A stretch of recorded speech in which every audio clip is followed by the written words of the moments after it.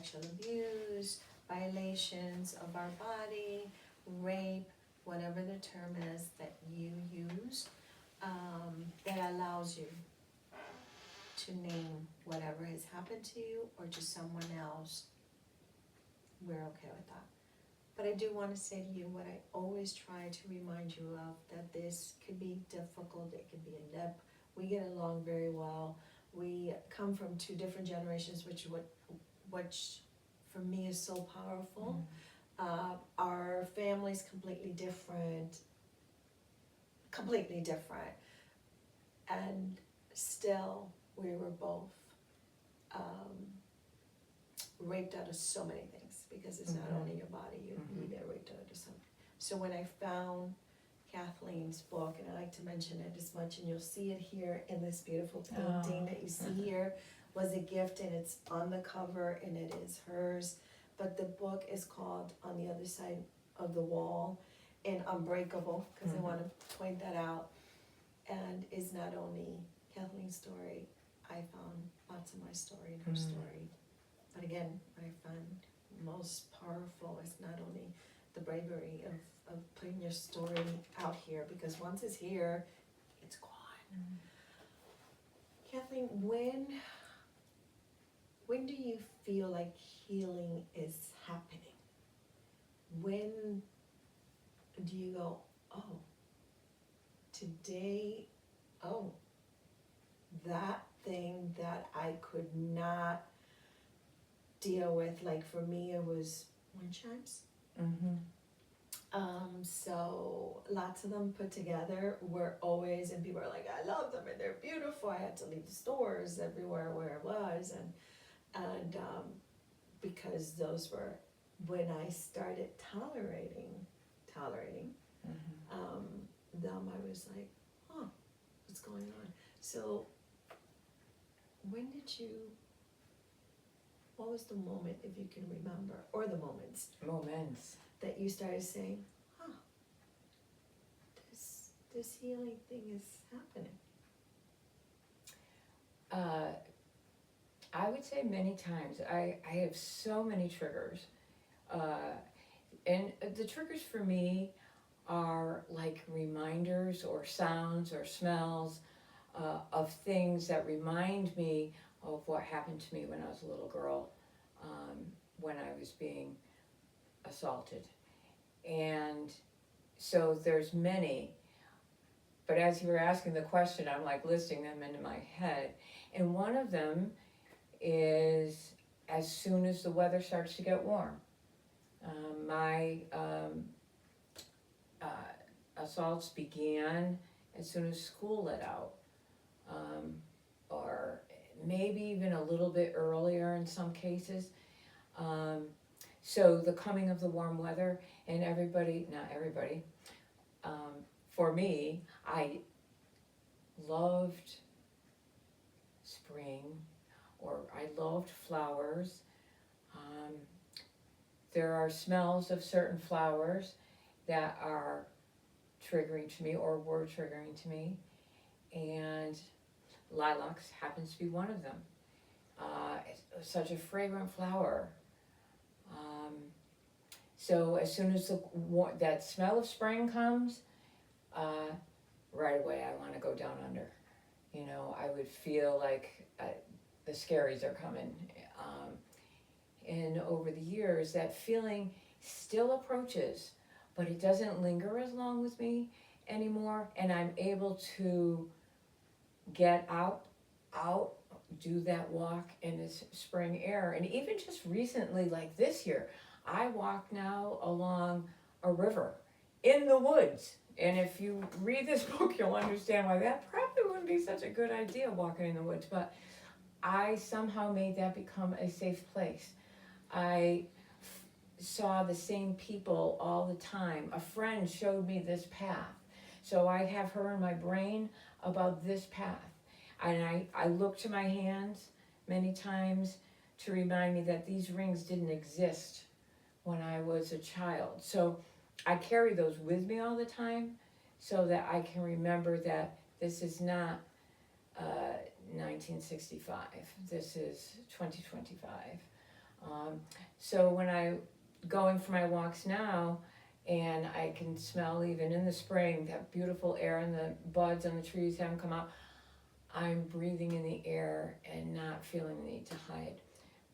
And I couldn't give you a pinpoint date on when that really transitioned, but every year I feel it, but I can overcome it. And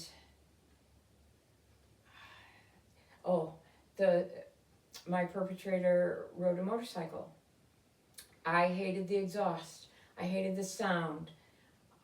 I knew when he was driving by my house. I knew what all of those scents and sounds were like, and they all had him as riding that motorcycle. I married a man who has a motorcycle, and tattoos. The other thing, I hate tattoos. They scare me. My husband has tattoos. And you hate tattoos because of him, of the Daryl, perpetrator. because of what he had on his forearms, and because I never saw his face after a while. I just wouldn't allow myself to see that, but I always did see his arms and his hands, and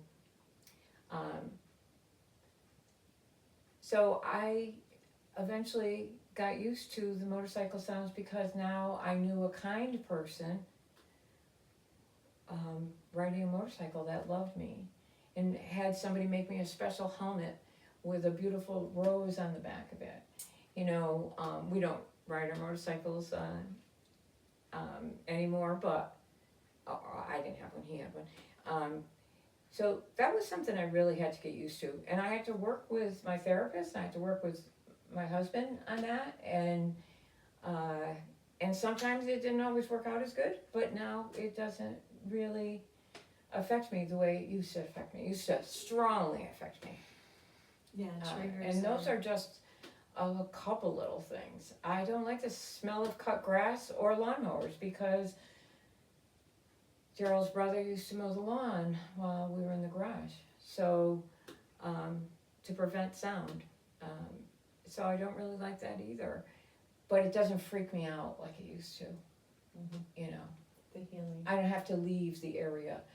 You know, those parts of me have been healed.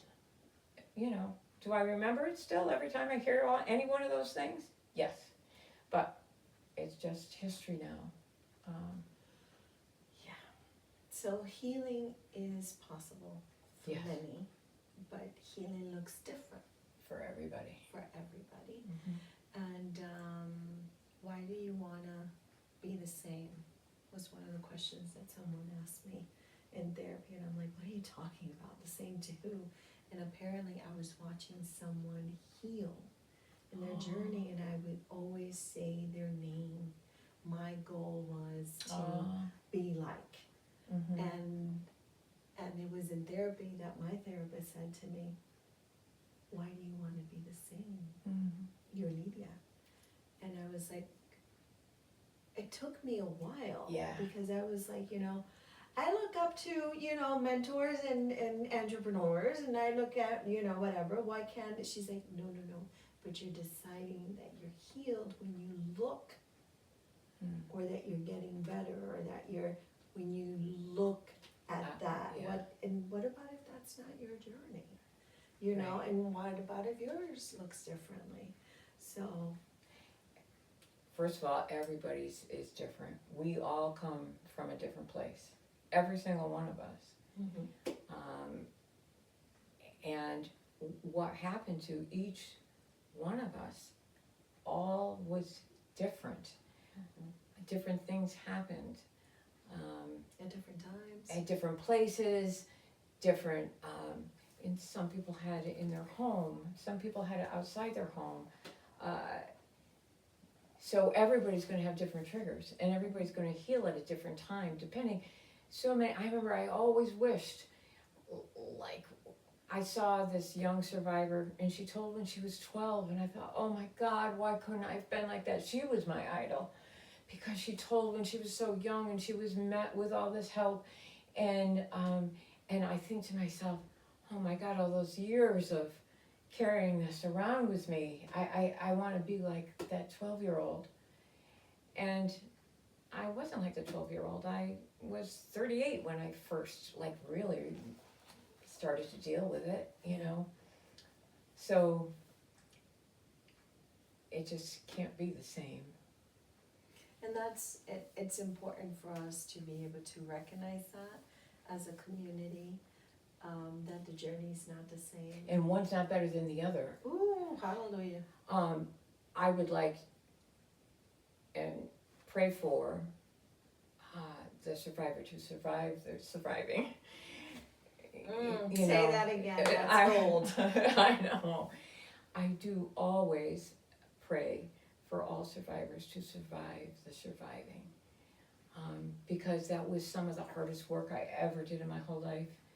And I thought, why am I doing this? I am putting myself through hell trying to deal with all of these things.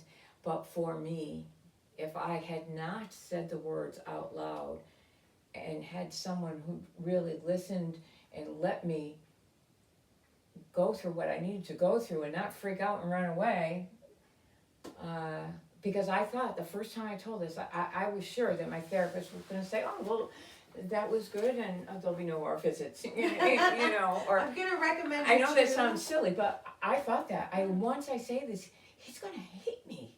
Or wow. I even just said this to my current therapist,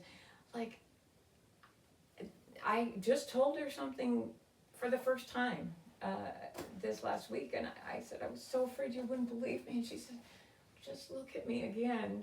I will always believe you. I will always be here. So I don't know if I answered the question appropriately or not, but what's appropriately? You just said that. There's no. I do want to talk about some of the words that we hold on to, right? And you could hate me, or you're going to think of me differently, or we still say it in our language, because I catch myself saying it. I just heard you say, I thought you were going to. Right, or I'm bad. Yeah. I lied. There are people who I've told this story to, some friends of my parents, who did not believe when my parents told them that this happened. I was heartbroken by that, and my mother never spent another minute with her, because she said so. But I want to point out that for people who support you, I think you have gone through a journey that only a survivor can speak of, right? But you do have to survive the surviving, which is, I love that. I love that, because it really brings it home for me. Right. Because it's fire, and you're going through this, and you're like, what the heck am I doing, and why the hell am I here, and please don't come to this building ever again. And I think that's why we're here doing this. It makes it horrible. That's why we're here, because I know I've said this in one of the segments, is this book was written so that you wouldn't feel alone. If you're a survivor listening to this, there's something in here that you have felt. Yeah. And I don't want you to be alone. And you're not, and that's why we're doing this. And yes, not be alone, and also know that emotions will flow. Mm-hmm. Oh, good, I like that. They dance together. So a lot of people will ask me, because I do, share my testimony of, having a brain injury and, the mental health and, all of that. But I've never stood in a group or written a book about this, and that's why I always say to you, I'm not there yet. Mm-hmm. And I don't mean it as it's a race. No. I don't know if I'll ever get there to talk about the topic the way that you do, and it's so deserving, because it's so deep. I can share bits and pieces, and that's where I'm at. Yeah.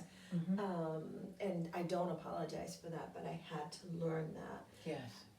But it's very important for you to know that it does feel yucky, and And it does sometimes feel like you're, I've gotten out of therapy and gone, oh my God, that was a good session. And there's others where I'm like, oh, hell no. Never talking that one again, you know.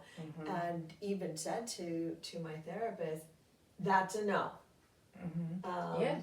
That is a no. That's a no. Right. And so, And you know what? It's a no for today.